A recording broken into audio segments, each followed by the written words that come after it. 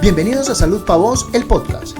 Soy Camilo Gutiérrez y voy a visitar a médicos, especialistas y expertos para que hablemos de las enfermedades que tal vez tienes, porque el conocimiento es salud pa' vos. Hola, bienvenidos a Salud Pa' Vos, el podcast, el espacio donde nos encontramos con los especialistas para hablar de una patología en especial y donde además les vamos a llevar toda la información que ustedes necesitan saber alrededor de esa patología. El día de hoy nos vinimos a conversar con el doctor Santiago Vázquez, que es neurólogo, especialista en vértigo y mareo. A ver qué le digo, Santi, somos amigos, entonces, bueno, vamos a conversar entre amigos y precisamente con esa confianza para que ustedes entiendan el vértigo y mareo. Santi, gracias por el espacio y arranquemos precisamente con eso. ¿El vértigo y el mareo son enfermedades distintas o el mareo es un síntoma del vértigo? Bueno, Cami, muchas gracias por la invitación. Para responderte esa pregunta tan interesante, quisiera decirte que vértigo y mareo son síntomas, no son diagnósticos ni enfermedades, y cada uno es percibido de una forma diferente. Entonces, para empezar, quiero decirte qué es vértigo.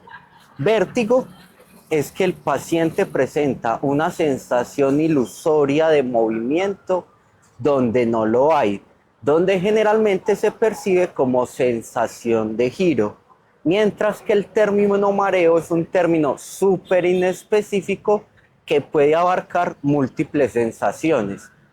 ¿Qué entra ahí? Hablándolo popularmente. Muchas veces las personas refieren como sensación de inestabilidad o que se sienten embotados o que tienen desequilibrio o que se sienten flotando. Algunos dicen que es como una sensación como si se fueran a caer, a colapsar. Es como una sensación de desvanecimiento. Entonces, a modo de conclusión, vértigo, sensación ilusoria de movimiento, y mareo, síntoma inespecífico relacionado con desequilibrio, inestabilidad. ¿Por qué, digamos, la neurología entra en el campo del vértigo y del mareo si la gente en la calle cree que el vértigo da solo por el oído? Sí, entonces el cerebro es la estructura que se encarga en nuestro sistema humano de procesar toda la información y a su vez dar una respuesta a esa información que se percibe del entorno. Entonces, para que encontremos el punto de convergencia, te lo voy a explicar. Resulta que en el oído hay un caracol, imagínate un caracol, y que ese caracol tiene dos partes, el caparazón y la cabeza del caracol, ¿cierto? Ese caparazón hace referencia adentro del oído a la estructura que se encarga de la audición, y la cabeza del caracol sería la encargada de controlar el equilibrio. Pero de esa cabeza hay un cable o una proyección que va directamente hasta el sistema nervioso. Y en el sistema nervioso se integra con un montón de estructuras que participan en el equilibrio, porque el equilibrio no solo está a cargo del oído, sino que también entran otras partes del cuerpo, como por ejemplo los ojos, la retina y la vía visual con la visión, y los músculos con algo que se llama propiocepción, que es la capacidad que tiene el cerebro de saber dónde está cada parte del cuerpo en el espacio. Por ejemplo, tu cerebro en este momento, ahora lo vas a hacer consciente, pero inconscientemente él sabe que tenés la mano apoyada sobre la mesa, ¿sí? Y él, con base a esa posición, es que puede ejecutar los movimientos siguientes. Ese término hace referencia a la propiocepción. Santi, digamos que la gente dice, tengo vértigo. ¿Cómo manejar eso? ¿El vértigo tiene cura o solamente se alivia o solamente se controla? Cami, depende, porque lo que yo te dije, el vértigo es un síntoma. Al ser un síntoma, puede hacer parte de una enfermedad. Entonces ahí es donde entra la importancia del médico, porque el médico... Hagamos un paréntesis ahí, podríamos decir, no sé, 3 enfermedades de las que el vértigo puede ser un síntoma. Entonces eso ya lo vamos a hacer. Entonces, ¿qué hace el médico? Identifica el vértigo como síntoma, qué otros síntomas hay y los agrupa dentro de una probabilidad de que sea una enfermedad. Frecuentemente, o cuáles son las tres más prevalentes en nuestra población. Uno, el vértigo posicional paroxístico benigno. ¿Eso qué es? Un problema directo de esa cabeza del caracol que estábamos hablando hace un momento, que se suelta una estructura llamada otolito que empieza a circular por una parte del caracol que se llaman canales semicirculares. Y claro, al estarse moviendo todo el tiempo, le manda información falsa al cerebro sobre la posición de la cabeza y produce el síntoma. Otra causa, migraña. Imagínate que hay un fenotipo de migraña que se llama migraña vestibular, que la migraña vestibular es como una migraña común o una migraña clásica, pero que de cierta forma los dolores de cabeza son reemplazados por ataques de vértigo. Y para completar las tres enfermedades más frecuentes, hay otro tipo de diagnóstico que se llama, en realidad esa no es la palabra específica, pero pues para hacerlo práctico vamos a llamarlo vértigo funcional, y es básicamente que el cerebro, en el momento en que procesa las emociones, las procesa erróneamente y las vuelve un síntoma, que en ese síntoma pues entra el vértigo como manifestación. O sea, me puede dar vértigo por estrés, por ansiedad. De acuerdo. De acuerdo. Bueno, listo. Entonces vamos a hacer un resumen ahí que me parece súper importante.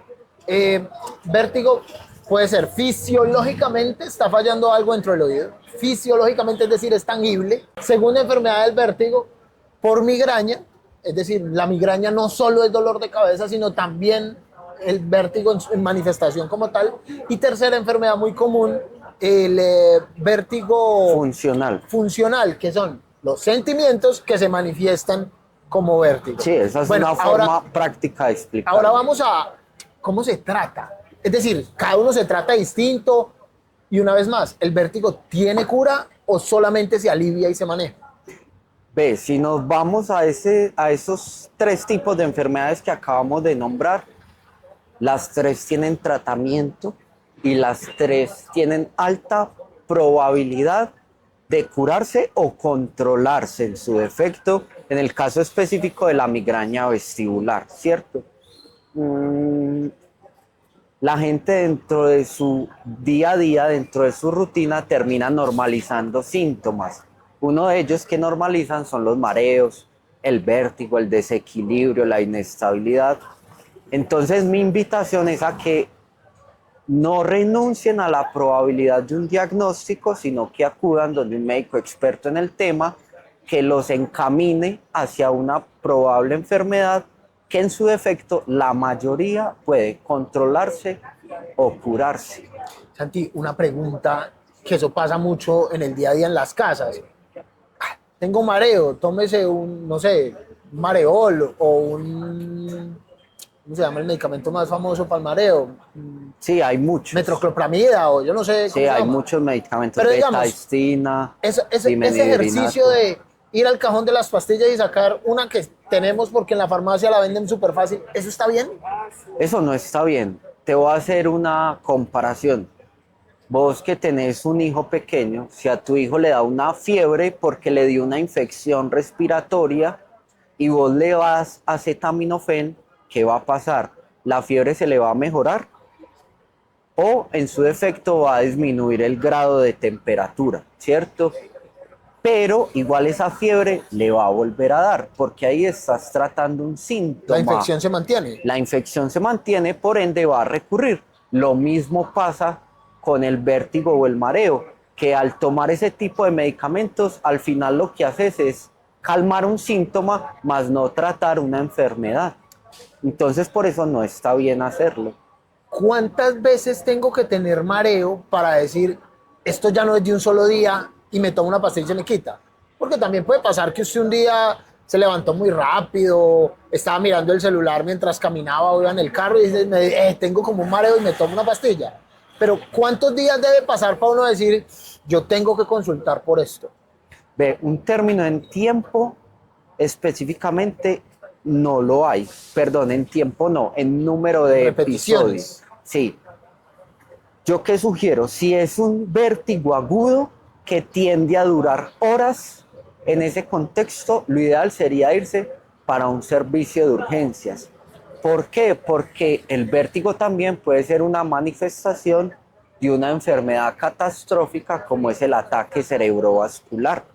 Listo, entonces, un primer episodio súbito que tienda a durar horas, mejor irse para urgencias y que se acompañe de desequilibrio, inestabilidad, náuseas, vómito, dificultad para hablar, para ver doble, dificultad para tragar, etcétera, etcétera.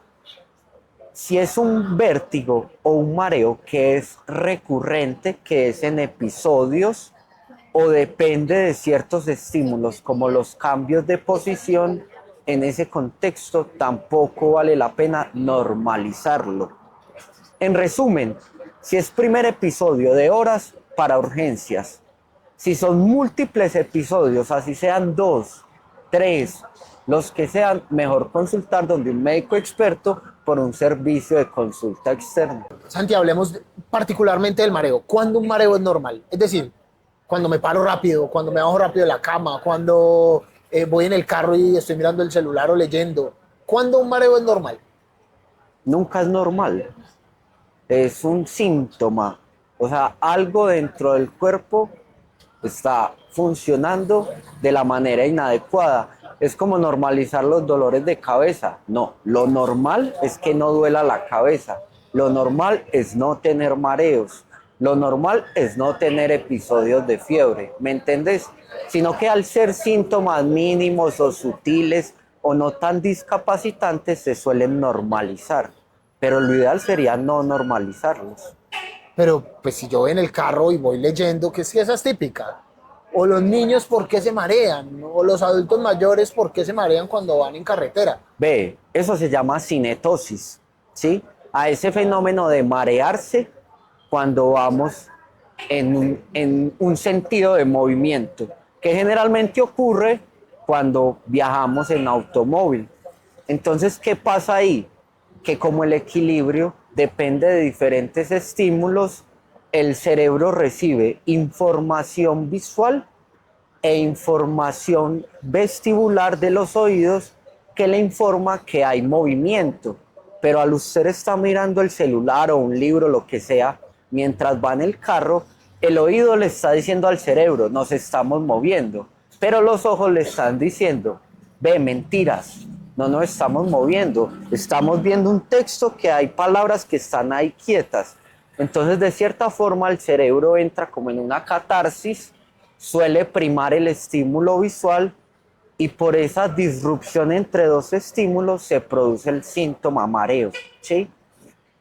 Digamos que eso en el día a día termina siendo normalizado, pero también hay medidas para corregir, por ejemplo, fenómenos como la cinetosis, que es la que ocurre cuando nos movemos en vehículos. Otros tipos de mareo, vos mencionaste ahorita, no es que cuando me paro algo me mareó. ¿Cuál es la explicación a eso? Nosotros, como seres humanos, todo el tiempo estamos expuestos a la gravedad. Entonces, la gravedad es una fuerza vertical que va hacia el centro de la Tierra. Generalmente, cuando nos paramos, el corazón y los vasos sanguíneos, el corazón debe latir fuerte y los vasos sanguíneos se deben disminuir en tamaño. ¿Para qué? Para que la sangre vaya tan rápido que venza la fuerza de gravedad y logre llegar a la sangre con oxígeno al cerebro. En algunas personas esa compensación de cerrar los vasos sanguíneos para que la sangre venza la gravedad no ocurre. ¿Y cómo se manifiesta? Con ese mareito sutil al pararse, al estar parado un rato en un banco, por ejemplo, al pasar de estar acostado a estar parado, así. Listo.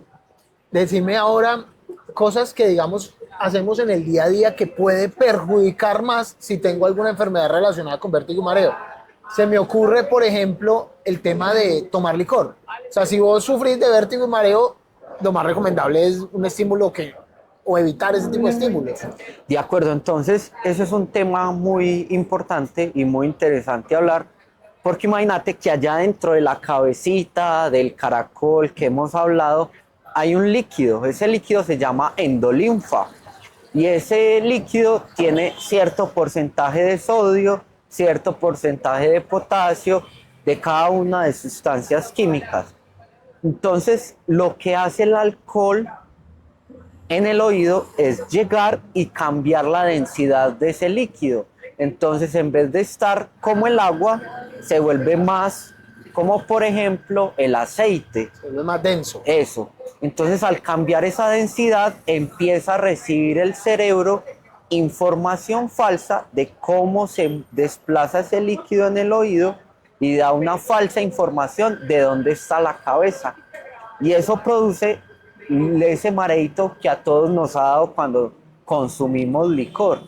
Y al acostarnos, se activan más los canales semicirculares que tienen ese líquido ya con otra densidad. Eso produce esa sensación de marearse, que uno está acostado, que las cosas le dan vueltas. ¿Y es por eso que bajar un pie funciona? Puede servir porque, claro, al final es como un ancla que encuentra una superficie que no está en movimiento y logra estabilizar ese fenómeno. Bueno, vamos ahí a dejarlo por ahora. Hablamos de vértigo y mareo con Santiago Vázquez, neurólogo, experto justamente en vértigo y mareo. Santi, la recomendación para la gente es el vértigo o el mareo, que pueden confundirse, no son normales en ningún caso. Lo mejor es consultar. Siempre en salud lo mejor es consultar preventivamente, es decir, no esperen a un episodio muy grave de vértigo y mareo para ir a donde el neurólogo y que le diga más o menos qué tiene y cómo tratarlo. Todo se puede, algunos curar, otros controlar. Doctor Neuro Vázquez, lo encuentran en redes sociales, déjenos todos sus mensajes, todas sus preguntas, se las remitimos al doctor Santiago Vázquez y nos seguimos viendo en Salud para Vos, Santi, gracias. Muchas gracias a vos.